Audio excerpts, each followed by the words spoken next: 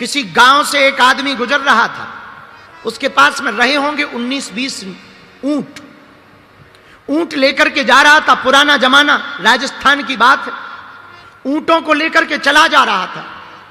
रात हो गई तो उसे ठहरना पड़ा। जैसे ही रस्सियां निकाली थैला से, झोला से, तो 18 ऊंटों को तो बांध दिया, पर एक ऊंट रह गया।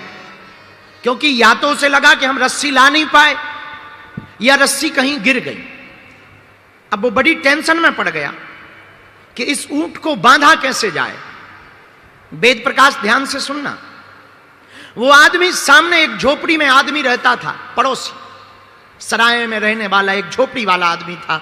उसे लगा कि इस आदमी के पास जाएं, बूढ़े आदमी के पास, शायद ये कोई रस्सी दे दे, ऊंट को बांध दिया जाए, वरना बड़ी दिक्कत होगी।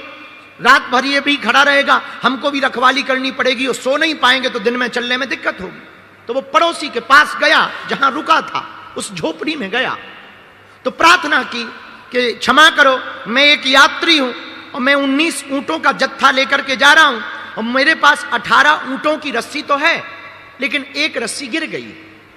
तो अगर आप बुरा ना मानो तो सुबह तक के लिए मुझे रस्सी दे दो, कल मैं जाऊंगा तो रास्ते में कहीं से खरीद लूंगा।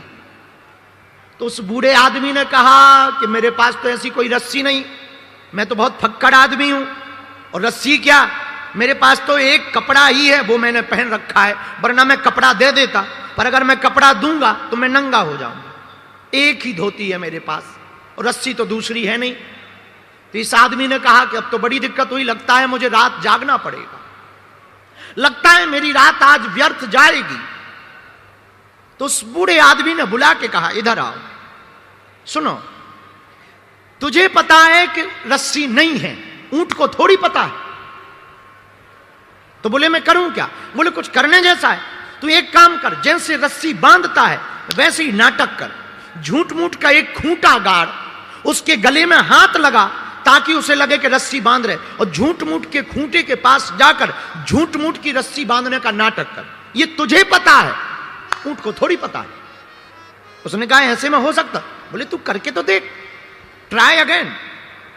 वो आदमी आया वापस, उसने वही काम किया, झूठ मूठ का खूंटा गाड़ा, झूठ मूठ की गले में हाथ लगाया, रस्सी जैसे बांधने का नाटक किया, और उसने जैसे ही रस्सी से खूंटा में बांधा और दबकार करके ऊंट को कहा कि बैठ जा, ऊंट बैठ गया।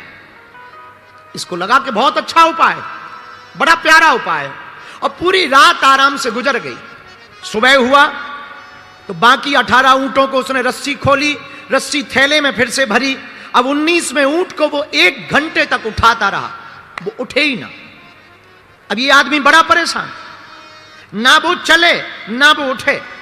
तो इस आदमी को लगा कि हो सकता है जो बूढ़ा दादा रहता है झोपड़ी में, वो कोई तंत्र मंत्र जानता है, और उसने रात को कोई ऐसा तंत्र मंत्र बता कर दिया है कि अब ऊंट उठ नहीं रहा। तो वो भागा भागा गया कि क्षमा करो, मैं रात को भी आया था, मैं सुबह फिर आ गया। तो बूढ़े दादा ने कहा कि क्यों आए हो?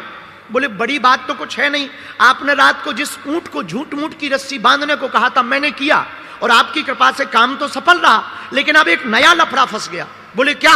मैं सुबह से 2 घंटा हो गया ऊंट को उठाने की कोशिश कर रहा हूं, वो उठ नहीं रहा। तो बूढ़े दादा ने कहा कि अरे मूर्ख, अरे पहलवान, तूने जैसे रस्सी बांधी थी वैसे खोल तो उस आदमी ने कहा कि जब बांधी ही नहीं थी तो खोलूं क्या? बोले यही तो मैं कहना चाहती हूं, जो बांधी थी वही खोल दे। और आदमी वापस आया, उसने ऊंट की रस्सी खोली, और ताज्जुब ये रहा कि ऊंट उठ भी गया और चला भी। अब बताओ, रस्सी थी भी नहीं और रही रात भर, रस्सी खोली भी नहीं और ऊंट खुल गया। यही वेद प्रकाश तुम्हारा और हमारा हाल है, और पंचकुला के पागलों यही तुम लोगों का हाल है। हमने झूठ मूठ के रिश्तों को अपना रिश्ता बना लिया है, तो हम लोग फंसे हुए हैं। ये रिश्तों की डोर को तोड़ दी जाए। इस दुनिया में कोई भी बंधन है नहीं है, न किसी से कोई बंधन है। हमने मान लिया तो बंधन है। तो तुमने पूछा कि बंधन से मुक्त कैसे हूं? एक ही उपाय है, अगर तुम कहीं बंध गए हो तो तुम मुक्त होना भी प्रारंभ करो कि इस दुनिया में कोई अपना नहीं है। इसलिए अक्सर हम एक गीत की लाइनें बहुत बोलते हैं, नाता एक राम जी से, नाता एक राम जी से, दूजा नाता तोड़ दे, आशा एक राम जी से पर दूजी आशा छोड़ दे। नाता एक। अगर आपको अपना संबंध बनाना ही है, नाता जोड़ना ही है, तो वेद प्रकाश राम जी से नाता जोड़ो। राम जी से नाता जोड़ोगे सब अपने हो जाएंगे। तुम संसार से नाता जोड़ोगे, फुटकर फुटकर फुटकर बनाते ही रहोगे अपने, और एक दिन सब ताश की गड्डी की तरह बिखर जाएंगे। लेकिन अगर तुम राम जी से नाता जोड़ लोगे तो तुम्हें दुनिया को अपना बनाने की जरूरत नहीं है, पूरी दुनिया तुम्हारी हो जाएगी। और आपने पूछा कि बंधन की मुक्ति का उपाय क्या? बंधन की मुक्ति का यही उपाय है। फिर भी हम एक सूत्र दे देते हैं। अगर तुम लोग हमारी आज की ये कथा सुनोगे तो शायद बहुत लोग सन्यास लेने की सोच लें, तो हम तुम्हें सन्यासी नहीं बनाना चाह रहे, वरना तुम्हारी लुगाइयां हमारे ऊपर FIR करेंगी कि बागेश्वर बाबा की कथा सुनने गए थे और बाबा ने छुड़वा दिया घर बार। नहीं नहीं नहीं, हम आपको एक उपाय और दे सकते हैं। अगर हमारी अब तुम मानो तो तुम घर में भी रहोगे और भगवान के भी रहोगे, लुगाई के भी रहोगे और भगवान के भी रहोगे, बच्चों के भी रहोगे और भगवान के भी रहोगे, संसार के भी रहोगे और परमात्मा के भी रहोगे, महात्मा के भी रहोगे और परमात्मा के भी रहोगे, अपने निजी लोगों के भी रहोगे और सबके रहोगे। अगर वो उपाय जानना चाहते हो तो एक सूत्र है, जिंदगी में उतार लेना। तुम तन से संसारी हो जाओ, मन से सन्यासी हो जाओ। बहुत सटीक सूत्र है। तुम तन से तो संसारी रहो पर मन से सन्यासी हो जाओ। तुम्हारा मन ऐसा रहे जैसे कोई सन्यासी चला आ रहा हो, माथे पर तिलक हो या ना हो, पर वाणी में उसकी याद जरूर होनी चाहिए। गले में माला हो या ना हो, कोशिश पर होनी चाहिए, पर ना भी हो चल जाएगा, पर याद रहे हिंदुत्व फीका नहीं पड़ना चाहिए। मेरे पागलो, तुम अगर तन से संसारी मन से सन्यासी रहोगे, जीवन तुम्हारा सुधरा रहेगा। एक बात और जो कहने जैसी है, आपने पूछा है कि बंधन से मुक्त कैसे हो। देह को मैं मत मानो, तै में तोर तोर में माया। एक पेड़ पर की डाली पर दो तोता बैठे, एक तोता ने पेड़ को अपना मान लिया। क्यों? क्योंकि उसको लगता है कि ये आम देता है तो यही हमारा है, उसको अपना मान लिया। एक दूसरा तोता रहता, वो कहता है कि ये है तो पेड़, आम तो खिलाने को दे रहा है, पर ये अपना नहीं है, क्योंकि इस पे तो हजारों पक्षी आएंगे और जाएंगे। ऐसे ही संसार है, अगर तुम संसार को अपना मान लोगे तो तुम अहमता में भर जाओगे, झूठी दुनिया के चक्कर में फंस जाओगे। संसार को तुम सराय समझो, बस स्टैंड। यात्री आते हैं जाते हैं, यही शरीर का हाल है, आएंगे और जाएंगे। यही इस दुनिया का हाल है, जो आया है वो जाएगा। आया है सो जाएगा, राजा रंक फकीर। कोई सिंहासन चढ़ा, कोई बंधा जंजीर। धर्मी सिंहासन चढ़े और पापी डंडे खात। दया धर्म करते रहो, मानो मेरी बात। एक गांव में इतने पागल लोग रहते थे, उनके गांव में दिया नहीं जलता था, लाइट नहीं थी। पुराना जमाना, 80-90 साल पुरानी बात। तो गांव भर क्या करता था, पूरी रात जागता था और हाथ में तसला लेता था जैसे ही शाम होता था। और लोग पूछते थे एक दूसरे से, क्या कर रहे? बोले चलो अंधेरे को ढोएं, मकान में जाएं, तसले में ऐसे ऐसे भरें और बाहर फेंकें, फिर भरें, फिर पूरी रात यही करते थे। और सुबह आते ही जैसे ही सूर्योदय होता था, अरे भैया भग गया भग गया भग गया, फेंक दिया फेंक दिया फेंक दिया। ठटरी के बरे क्या हलवा फेंका? अरे वो तो सूर्योदय आते ही अपने आप अंधेरा भाग जाता है, लेकिन उनको लगता था कि हम भगा रहे तो अंधेरा भागा।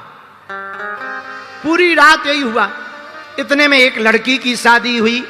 लड़की थी पंचकुला की, नाम था मुन्नी बाई। मुन्नी बाई की शादी हुई उस गांव में। अब रात भर फिर से घर वाले जागने लगे, तो उस बहू ने पूछा, ये रात को लोग शोर क्यों मचा रहे हैं? तो पति ने कहा, सब लोग अंधेरा ढोने के लिए जा रहे हैं, अंधेरे को भगाने के लिए जा रहे हैं। लड़की बोली, बड़े पागल हो, चूंकि पंचकुला की लड़की होशियार तो होती ही है। बड़े पागल हो, कहीं अंधेरा ढोया जाता है?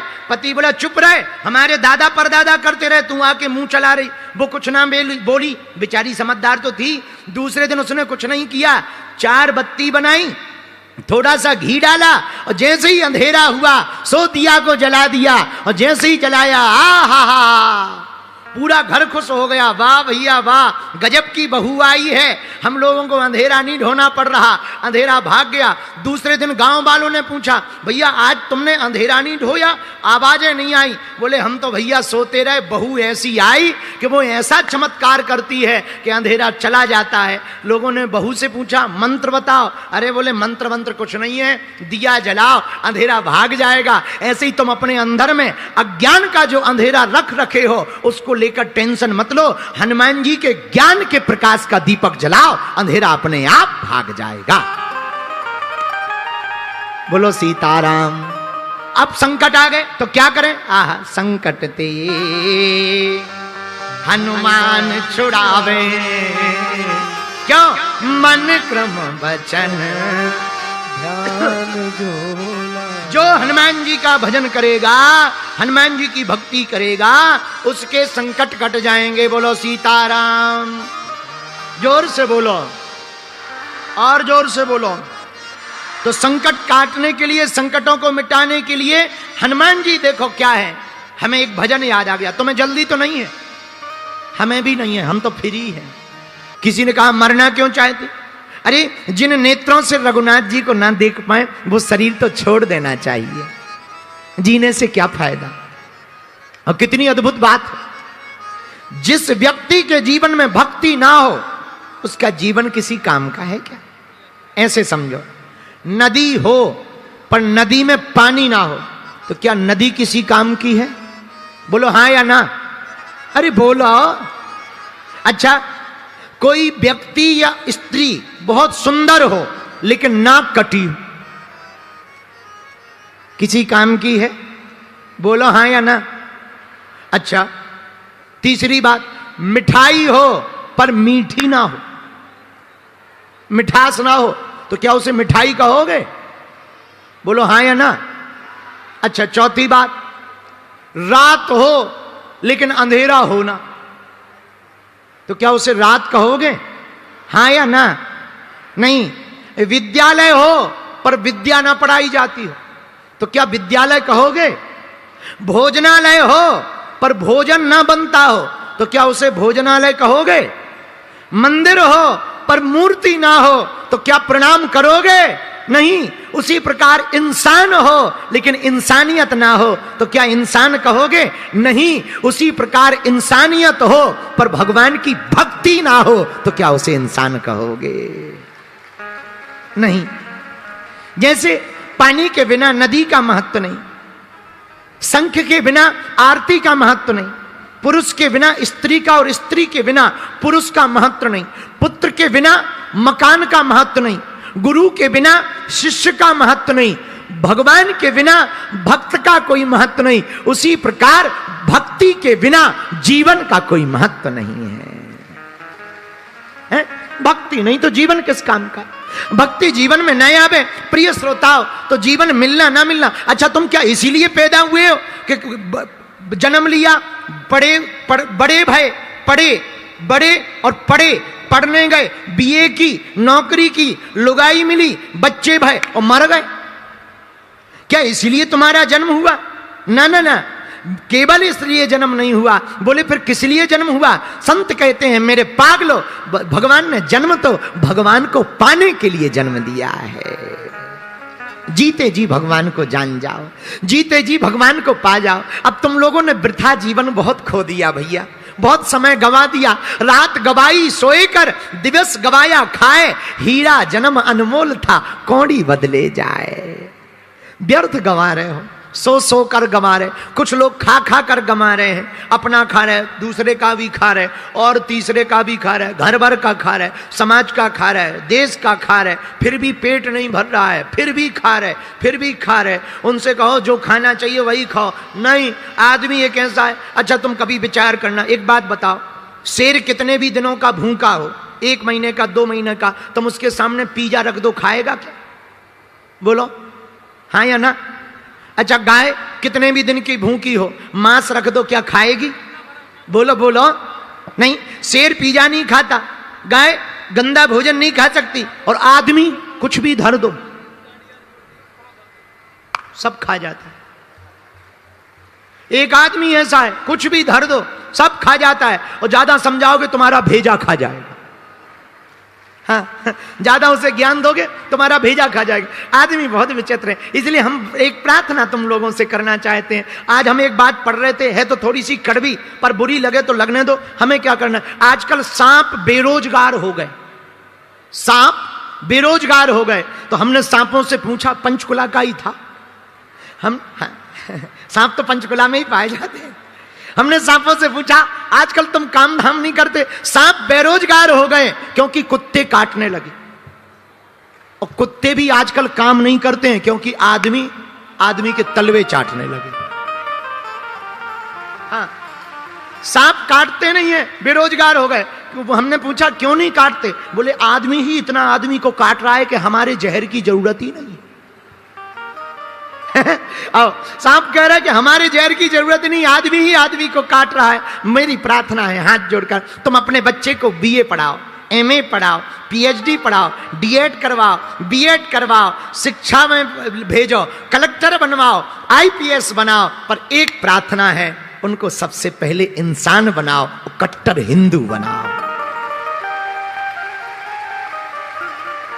भैया, तुम्हारी बेटी या बेटा पढ़ लिख कर बड़ा हो गया, लेकिन अगर वो इंसान नहीं बन पाया तो उसकी पढ़ाई लिखाई नौकरी किसी काम की नहीं है। तुम्हारी बेटी या बेटा तुम्हें छोड़कर चले जाएं, उसे संस्कार ना दे पाए कि तुम्हारे साथ रहें, उसकी पढ़ाई और तुम्हारी मेहनत किसी काम की नहीं है। तुम अपने बच्चों को खूब पढ़ाओ, पर उनको संस्कार देना मत भूलो, ताकि बच्चे बड़े होकर के हिंदू नहीं कट्टर हिंदू हो जाएं। और तुम्हारी बेटी या बेटा, कई देश के घर बर्बाद हो रहे हैं, बुरा मत मानना, इस देश के हजारों घर बर्बाद हो रहे हैं।